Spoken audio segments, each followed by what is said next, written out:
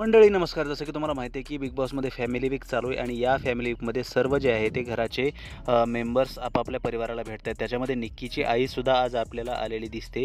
त्याच्यामध्ये निक्कीची आई निक्कीला म्हणते की अरबाजचा साखरपुडा झालेला आहे आणि त्याच्यानंतर निक्की जे रिॲक्ट करते त्याच्यावरून त्या दोघी आई लेकींचे नाटकं जे आहे ते आपल्याला दिसत आहेत.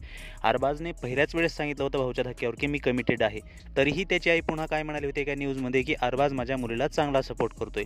निक्कीलाही हे माहीत होतं की अरबाज कमिटेड आहे म्हणजे साखरपुडा झालेला आहे. दोघींनाही हे माहीत होतं. मग आज दोघींनाही एवढं रिॲक्ट करायची गरज काय आहे?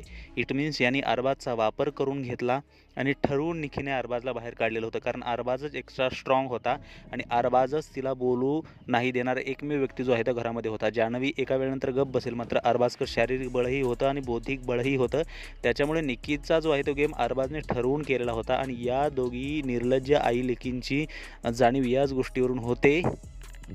आर्याने छोटीशी चुकी केली तर तिची आई एवढं बोलली निक्कीबद्दल. मग आता निक्कीने एवढी मोठी चुकी केली आहे की एका साखरपुड्या झालेल्या व्यक्तीसोबत रिलेशन ठेवलं आहे. मग आता निक्कीची आई निक्कीला काय शिक्षा देणार हे सुद्धा महत्त्वाचा प्रश्न आहे. आणि या सगळ्या कृतींमुळे महाराष्ट्राचा जो एक सांस्कृतिक दर्जा होता शोला तो सध्या घसरलेला दिसत आहे.